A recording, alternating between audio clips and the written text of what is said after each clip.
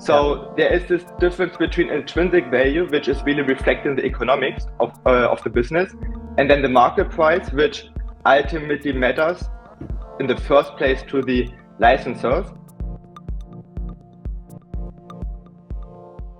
Hi everybody, for this episode of Retention Zone, I have the pleasure to have with me Yannick Manuel Ramcke, who is head of OTT at OneFootball. Hello, hi Yannick.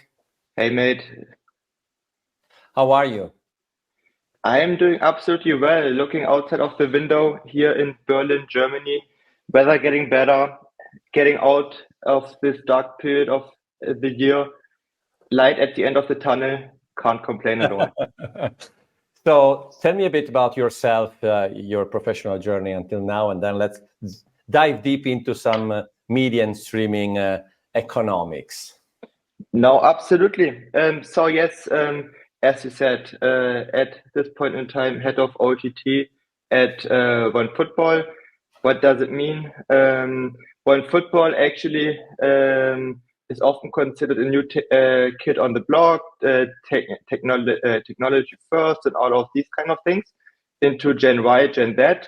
However, actually, and I learned yesterday that today it's our 16th birthday. So we have been one of the first mobile apps in the Apple App Store, which also gave us somewhat of a first mover advantage, and that is like the last 5 years, we tried to also pivot the business a little bit in the sense of transforming ourselves from a, you can say, simple live scoring app with millions of built-in user base into a platform and marketplace business where we have been opening up this access to a highly relevant user base and football only vertical to third parties to just connect, engage, and monetize football fans. And that's what we do. And I, in particular, are heading all those things for OTT streaming. So live, VOD, short form, long form, paid, free.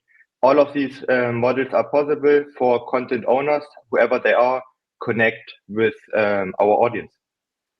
Yeah, and the funny thing is that I forgot the name, but I was using OneFootball as a live scoring app before it was called OneFootball. So many years ago. We pushed, that's funny because we pushed all the buttons to leave behind our previous perception of like a pure... That makes sense. Yet another live scoring app. It was exactly. Actually, I can tell you the name. It's actually iLiga. And exactly. You probably remember also a different brand and logo and corporate identity and color scheme. We put everything upside down because effectively also what we want to be and how we want to be perceived has completely changed. So yes, but as you said, it's like a long time ago. We have been around for some years, but keep evolving and hopefully transforming. Absolutely you are. So let's talk, and I know, but also you're that, but you're also an observer of the media market and streaming in special. So can you do a very quick and an effective speaker? Can you do a very quick state of the nation, maybe the 3 things that you think transform our industry in media and streaming in the last months? What has captured your attention? Where do you think? And this is quite the state of the union, state of the industry in a few minutes, or few seconds, few sentences. But I mean, if we really like cut to the chase and look at what are the needle moving developments, fundamental developments that are underpinning all the news flow ultimately that you see outside looking in. I think top of the list, it's really about empowering and fragmentation of the end consumer. I think nowadays it's just such an abundance of choice, and also the traditional distribution systems. And here, first and foremost, linear television has lost its monopoly on such audience. And as a result, I think the most succinct way to put it is that the bargaining power along the sports broadcasting value chain has changed from content owners to content demand. So those who were at the mercy, you can say, in the past, Yeah. to those who own the content. Why to the consumer? Because everybody is vying for their attention in the first place, and ideally money and disposable income at the bottom line. Yeah, and subsequently, I would say there is you can see, okay, using a bit of mixed European and American terms, old linear, cable, satellite, pay TV, and streaming. And we can observe it in other industry. It seems that there is a transformation place, obvious, but as in many other cases, the new way of monetizing, it's not replacing completely the old one. So do you think the streaming, I would say, ecosystem is a sustainable business model? As a sustainable business? It's not yet. It has to become. And in order to become sustainable, you have two buttons to push, right? The revenue and the cost side. And we can come to that in a second. But I think what you pointed out is like paramount to this whole discussion, because we always read in the news that it's a risk, it's a threat, it's a challenge for the industry that the linear satellite / cable multi-channel video bundle is like in secular decline.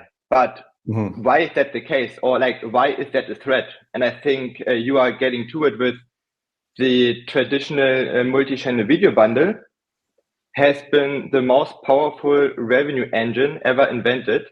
And maybe in like other industries, there are similar dominant models, but it has been a great time, right? And this is the reason why ever since paid television, which established this dual revenue stream model of advertising and directly paid subscription by the end consumer, ever since pay TV entered the scene, I think in the US around the launch with ESPN, I think 1979, a decade later in the first European countries.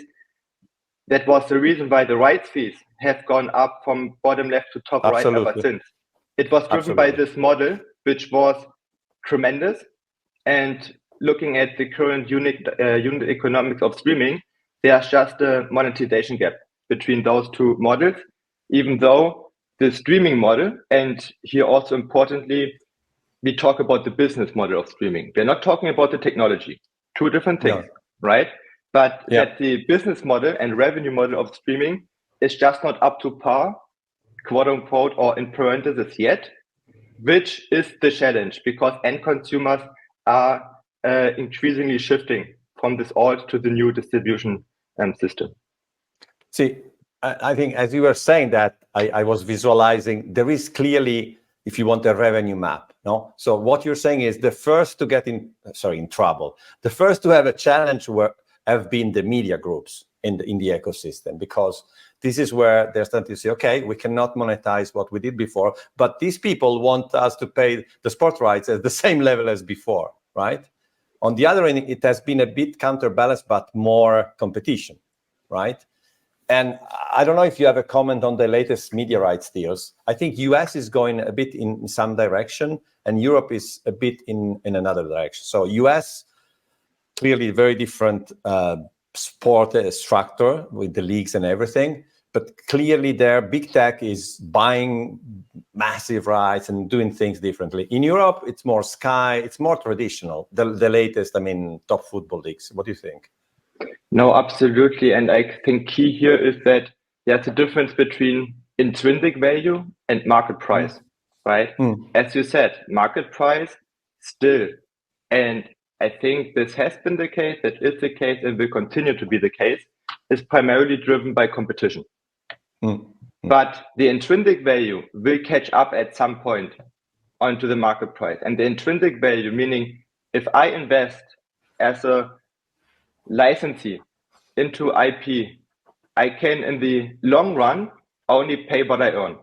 There is some lag in between, so it won't trickle downstream instantly. I mean, just because contracts are not running on a monthly or even annual basis, but even like across multiple cycles, there is some lag because maybe licensees are willing to like subsidize certain losses for a certain time because there's a certain expected payoff down the line.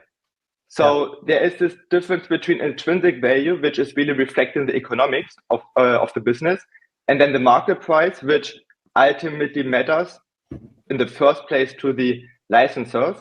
But the intrinsic lack of value today compared to the past, as we transition from linear to streaming, will catch up to the rights owners at some point if the economics of streaming are not catching up and closing this monetization gap that exists today. And you are well aware there have been so many ideas how to do it, to go beyond this dual revenue stream of advertising and subscription to build other ancillary revenue streams around this content proposition. And that's my question. But I like what you said is basically the message is don't stay asleep at the driving wheel, because you think there is an inertia of this gap between intrinsic value and market price. You need to consider that if the intrinsic value goes down and the market price stays high, something will happen at a certain point. Because that's kind of the message.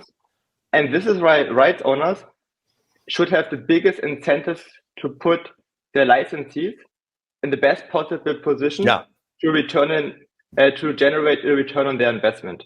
Because otherwise they won't invest to the same extent in the future. And I think there has been some disappointment or just reality hit recently on the broadcaster side or media companies that all those new innovative revenue streams that were supposed to increment the level of monetization conceptually and on a piece of paper make all the sense in the world, right? But practically it is challenged, and you see across the board more and more media companies revert to what worked and has always worked, which is subscription revenues and advertising revenues, meaning price hikes and increased ad loads, unless you want to pay for the ad-free experience. Yeah, and so let's dive deep into business model, meaning obviously SVOD, subscription-based, AVOD, TVOD, combination of it, and anything like micropayments new that I mean, a bit of your opinion on how they play together, if there is any new idea in that sense. So I think not to come up with the instant solution, and I mean, I have a bunch of ideas, but I think the fundamental challenge is that there's no one size fits all anymore, which has been there in the past with the multi-channel video bundle, because audiences were monopolized and aggregated by the linear television distribution system, and habits and preferences were quite homogeneous. Nowadays, audience are completely fragmented across a bunch of different distribution and system and platforms. And by the way, audience are difficult to move. Once they are loyal to a platform, they stick around. Content can move audiences, but it must be like top-notch, top of the pyramid content. So the fact that audiences are fragmented and habits and preferences have become more heterogeneous, by definition means like this one size fits all model doesn't work anymore. So I think all the things that you mentioned are valid, and I think as a fundamental approach that I would like to see the industry embrace is we have this subscription business. The subscription business will always be there. It's the reason why it's the default approach. It's the base. And absolutely valid. It is a challenge. It doesn't have the scale, stickiness, and pricing power that the linear pay TV bundle had. But subscription business, the fine churn is the holy grail, especially if you run a monthly subscription operation. But it's the base. However, I personally think, without getting into like those ancillary revenue streams, okay, let's integrate natively betting, serving as a top of funnel for that around content, I mean, there have been a bunch of experimentation with Web3 and NFT. You can also think along the lines of merchandise. It can be like a top of funnel content driven marketing opportunity for those ancillary businesses. However, I think the industry has realized it's not really material or meaningful yet. It's in the experimentation phase, while money has to be made right now, which made them revert to subscriptions and advertising. The one thing that I would like the industry to really embrace is, in addition to the subscription business, an e-commerce business, but with content, to really think like e-commerce businesses on a transaction-based mindset, and really a direct-to-consumer mindset, thinking in funnels, conversion, and once there is one conversion, how you can increase and run up the ARPU by effectively increasing the shopping cart, right? And then you get into transaction-based products, whether that's a single game pay-per-view, whether it's a more relevant package, because I think it's all about relevance. It's not like people are not willing to pay.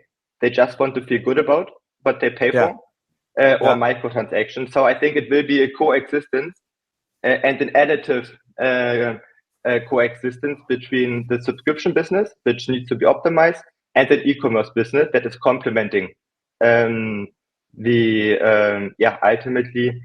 the ability to earn a return on investment in form of media rights fees paid to the IP owners. Yeah. No, I think it's a good way to put it. I like it. And on the other hand, you mentioned churn, and I think it's becoming, obviously, I call churn the scary monster, because I think it's clearly, as you mature as a business, that's really at the core of what you have to worry about every day. On the other hand, especially as you put together different models, you imagine you have an SVOD with an AVOD, with a free tier, with free trials, it becomes extremely sophisticated. So do you have any strategies or ideas on that part? Yeah, so let's maybe first touch on the topic of complexity, because I think, and I said it before, I think simplicity first is important. Keep it simple and stupid. It is what it is, right? The beauty is that doesn't mean that you can offer or discriminate across different cohorts and platforms and destinations, because if a consumer is living on the one platform, he or she isn't even aware and couldn't care less about what's going on elsewhere. So I think it's really about product and price discrimination, and build tailor-made products for this particular consumer cohort that you want to reach, address, and successfully convert. And if you look at the demand curve, I think on the supply side, in terms of product and packaging, we must be much more granular, because it's not one size fits all anymore. The product pricing and packaging must be more granular, targeted and tailored to this particular segment of consumers that you want to successfully convert. Yes, it adds complexity on the supply side, because you have a bunch of different products in different places available in the marketplace, but the demand side, like the end consumer, won't really notice unless you in a filter bubble and you are aware of all the different packaging options, and you think how can you actually cut through and understand all of this? I think from a single person perspective, it's not that big of a challenge, because they are not aware of all the different options. They might be aware of one or two, and then it's important that the one or two options that they are aware of, that this sparks their interest, and ideally results in intention and conversion. So simplicity first, but much more sophistication on the supply side in terms of pricing, packaging, and also promotion. Yeah, and I think one thing I notice is the moment you start thinking of, I have a kind of a complex funnel, you need to start thinking retention also. Someone that is maybe a subscriber for a while goes back to being an AVOD user. You still need to have the data, because maybe he is consuming a lot of content, which is generating ad impression, by the way, even if it's minimal. and it means he or she may be ready to come back. So I think that's what I meant when I say you have to become much more holistic about how you, if you want, consider your user, consumer, and prospect into your attention strategy. I think that's maybe the different. Yes, absolutely. So I like the phrase and the term they use with holistic, because ultimately you need to think full funnel. And full funnel starts with awareness and getting like the first conversion. And maybe the first conversion will not happen with your highest ARPU product, which might be annual subscription into your biggest package available. You might have to reduce cost, discovery, technological barriers to get into business with an end consumer. Because the diehards you will always get. You don't even need to market and promote to the diehards. You build, they come, right? Pretty straightforward. The point is, and the challenge is, there are not that many diehards. That was the whole point of the multi-channel video bundle, that all the cordials or non-sports fans have cross-subsidized diehards. So it was actually a great time for the diehard fans who would have signed up anyway and continue to sign up. Problem is, there are not so many of them out there. The majority is more like cordial or not even into sports. And once you did the conversion, it's about retention, as you said, right? And with retention, again, drawing the comparison to the past, there are similar models that have a similar stickiness, like the linear pay TV bundle, but being locked in, both contractually and physically, with the set-top box sitting in your living room for 2 years. For 2 years, this is a sticky product, right? You can't get rid of it. So that level of stickiness, it's pretty difficult to ever get back in this frictionless world of the OTT space, or like as part of the digitization and the digital world at large. However, you can be, and you must be more sophisticated when it comes to retention. What are early indicators? The most obvious one, and it's not even that sophisticated, is engagement. Engagement will always be a leading indicator for churn or retention, whatever perspective and angle you look at it. And then there is actionable data out there when you see, okay, there is decreased engagement at some point, and it's all about subjective value for money. At some point, if they don't use the product, they don't deem it worth paying for anymore. And this is a subjective experience. You can't say, okay, maybe objectively speaking, it's good value for money. Doesn't matter. Every single end consumer looks at it from their personal perspective, and that's about value creation, right? And then you must put things in place to increase engagement, because with engagement, their subjective value will increase. No, it's again, to be honest, like before in B2B, the gap between value and price. You should see. It's dangerous when they go too far for a long time, because, it can be. But this is now the primary button that has been identified, or catalyst, lever, whatever you want to say, to increase monetization. They revert back to what has worked in the past. And we have seen, price hikes have been the name of the game recently, right? The last 12 to 18 months, because all the additional revenue streams did not deliver to the extent yet that was expected. And the problem is, and this is something where the rights owners and IP owners have proactively made changes to put their licensees in a better position to earn a return on their investment. They have extended the right cycles, right? Because normally with 3 years term, you have to hit the ground running, right? This actually tremendously benefits market incumbents, because they have a well-oiled machine, right? They have an existing customer base and everything. Even for consumers, which investment you do for a 3-year deal, to be honest? You invest in, you don't. So the product stays flat. My view. bit personal. No, absolutely. And I think also, I mean, we have seen that rights owners got also all potential antitrust concerns and so on aligned that, look, it is not harmful to the end consumer if we extend the term that we make available to third-party licensees, because for the point that we both mentioned, both on the licensee side, but also on the end consumer, who might benefit in a higher investment into product and presentation of the content. Okay, everything really cool and interesting, but forget for a moment, not the professional side, but the business side.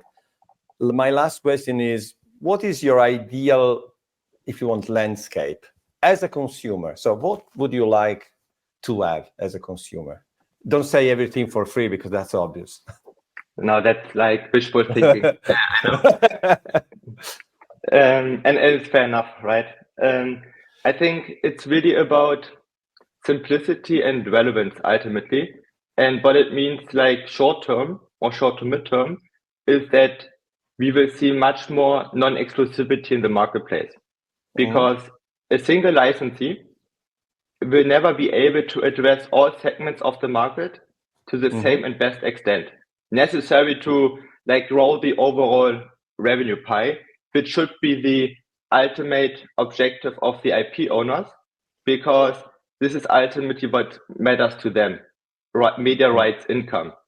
And from a licensee perspective, okay, either I pay a bunch of premium to have full exclusivity, probably then the chances to generate a positive return on that investment is at least an uphill battle. Or, and I think it's a valid hypothesis, I don't really care about non-exclusivity, because I'm not saying it's 100% additive if you select distinct players who have a distinct audience, but it is all in all, it will be additive and incremental. So the overall market size will increase. So simplicity and relevance, because I as an end consumer want to really feel good, as said, back to the fact value for money is subjective, right? I want to feel good about what I pay for. And if I pay for a bunch of money for things that I don't attribute any utility to, then I don't feel good about it. Maybe I would pay 80% of the money for like 20% of the content, right? Yeah. It's about relevance, and I as end consumers feel good about it. And on the supply side, it's really, I think, ultimately non-exclusivity and versioning, whether it's long, short form content, whether it's vertical, horizontal. I think it's always about life, but I expect innovation in, for example, short form, that there's a certain segment of the market who prefers to live consume a match in short form instead of long form. That, okay, it might be a near life experience, but you can tell a story with short form, a much more compressed experience. I mean, we all know about short attention spans and everything. And I think there is willingness to pay for such a product, but it's about this relevance, simplicity, and then non-exclusivity and versioning on the supply side to really be able to address the whole spectrum of the addressable market, which with one exclusive licensee who might have its strong suit on maybe the traditional distribution system, okay, then you effectively ignore and punt on the on your future customers. But also to be clear, we can't forget about the current or old customer base, because this is the base who makes the money right now. Absolutely. In pursuit of the incremental new digital first consumer. It must be a balance. It's not an either or, it must be a both. On that note, perfect ending. Very wise words, even if from a young person, but I really like what you said. I think it's very thoughtful. So, no, thanks. Appreciate this, Carlo. Really love what you do with this series. Cherry-picked a few things that I picked up here and there. So it's not all proprietary or original thoughts, but I think it was, at least it was a pleasant conversation. Let's hope it was informative for the audience.